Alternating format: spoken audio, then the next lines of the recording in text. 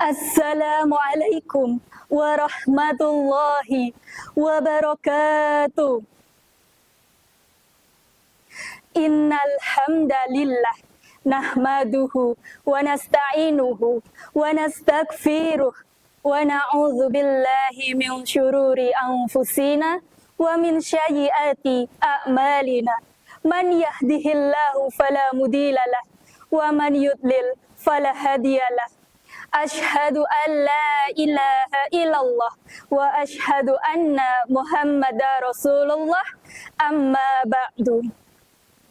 Puji syukur, marilah kita panjatkan kehadirat Allah Subhanahu wa Ta'ala atas limpahan rahmat dan karunia-Nya. Kita bisa berkumpul dan bersilaturahmi dalam ajang aksi dengan keadaan aman fi amanillah dan sehat walafiat. Semoga setiap langkah kita membuahkan pahala, menjadi penghapus dosa dan pengangkat derajat di hadapan Allah Subhanahu wa Ta'ala. Salawat beserta salam semoga tetap tercurahkan kepada uswatun hasanah kita, Nabi Muhammad sallallahu alaihi wasallam, yang telah membawa kita dari gelap dan kerasnya dunia zaman jahiliyah menuju zaman Islamiyah yang penuh berkah. Dewan juri yang saya hormati serta sahabat aksi yang saya sayangi, izinkanlah saya di sini menyampaikan sebuah khitbah yang berjudul menghindari pergaulan bebas demi terwujudnya pernikahan yang berkualitas.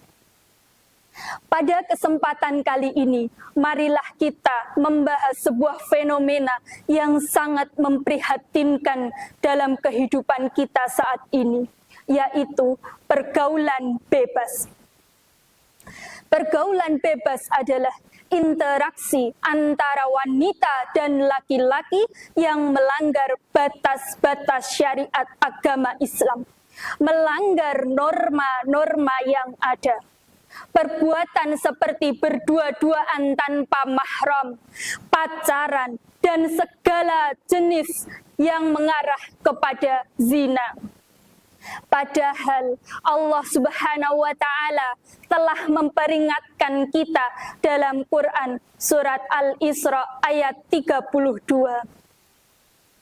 A'udzu billahi minasy syaithanir rajim. Wa la taqrabuz zina innahu kana fahisyah wa sa'a sabila. Yang artinya, dan janganlah kamu mendekati zina. Zina itu sungguh suatu perbuatan yang keji dan suatu jalan yang buruk. Islam melarang kita untuk mendekati zina, atau yang sering kita dengar dengan istilah pacaran, karena di dalamnya terdapat banyak sekali kemudaratannya, seperti saling pandang yang bukan mahram, bersentuhan dengan lawan jenis yang bukan mahramnya, mengumbar aurat, dan lain-lain. Hal ini tidak lepas dari kecanggihan teknologi dan masuknya budaya-budaya barat ke tanah air. Aturan-aturan yang bersifat liberal, yakni bebas, tanpa memandang lagi halal dan haram suatu perbuatan, telah menjadi tren masa kini. Saudariku, ada beberapa faktor terjadinya pergaulan bebas di negara kita. Yang pertama, faktor pendidikan. Sistem pendidikan yang berbasis sekuler dan pendidikan agama Islam di sekolah negeri hanya sebagai formalitas saja, dengan durasi 2-3 jam per minggu, tentu tidak memberikan efek yang begitu besar terhadap akidah dan akhlak seseorang. Disadari ataupun tidak disadari, pendidikan hari ini telah menjauhkan seseorang dari nilai-nilai agama Islam. Mereka bebas berucap, bebas bertingkah laku, dan bebas melakukan apapun dengan mengantongi label kebebasan berpendapat. Hal ini berbanding terbalik dengan sistem pendidikan secara Islami di mana akidah menjadi asasnya. Yang kedua, faktor lingkungan. Lingkungan tempat tinggal dan pergaulan juga sangat berpengaruh. Jika seseorang berada pada lingkungan yang mendukung pergaulan bebas, kemungkinan besar mereka akan mengikuti gaya hidup tersebut. Yang ketiga, faktor media. Peran media saat ini turut andil telah merusak generasi muda dengan suguhan tayangan yang jauh dari nilai-nilai agama Islam. Pemerintah seharusnya menutup celah pintu-pintu terjadinya kemaksiatan, bukan menjadikannya peluang untuk meraup keuntungan. Saudariku, lantas bagaimana upaya kita agar terhindar dari pergaulan bebas yang sudah merajalela di negara kita? Mari kita tegakkan kembali syariat-syariat agama Islam. Karena Islam adalah ajaran yang sempurna.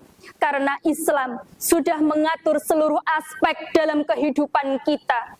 Menghadirkan manusia terbaik, Rasulullah Sallallahu Alaihi Wasallam, menjadikan teladan dalam kehidupan kita sehari-hari dengan membawa risalah Al-Quran dan Sunnah, memberikan solusi setiap masalah yang ada.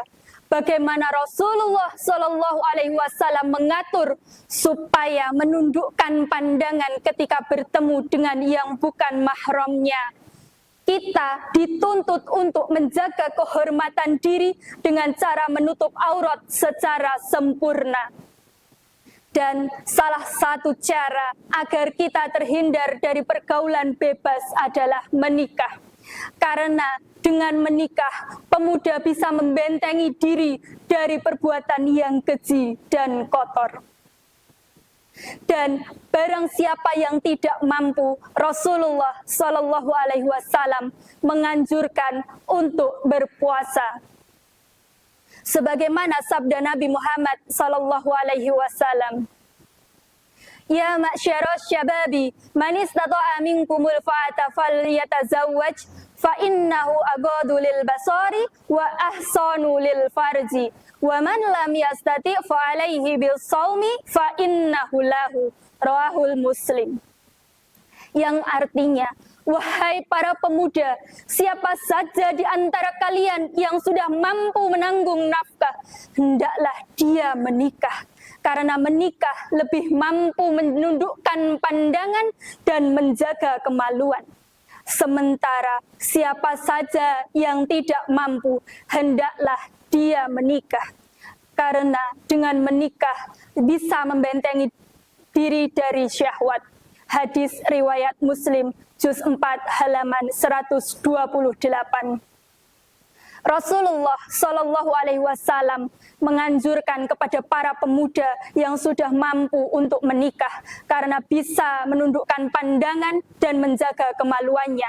Dan siapa saja yang tidak mampu, maka Rasulullah menganjurkan untuk berpuasa. Saudariku, menghindari pergaulan bebas adalah tanggung jawab kita sebagai umat muslim, agar kita terhindar dari dosa dan kehinaan. Dengan memahami segala dampak negatif dari pergaulan bebas, para pemuda dapat menikmati hidup dengan terhormat dan bermakna. Semoga kita diberikan kekuatan oleh Allah Subhanahu wa Ta'ala untuk menghindari segala jenis perbuatan pergaulan bebas dan tetap teguh pada jalan yang diridhoi oleh Allah Subhanahu wa Ta'ala. Dewan juri yang saya hormati, serta sahabat aksi yang saya sayangi. Demikianlah hitobah dari saya. Apabila banyak kesalahan dalam saya menyampaikan, saya mohon maaf yang sebesar-besarnya. Aqulu qawli hadza wa astaghfirullahi li wa lakum fastaghfirullah innahu huwal ghafurur rahim. Billahi taufiq wal hidayah. Wassalamu alaikum warahmatullahi wabarakatuh.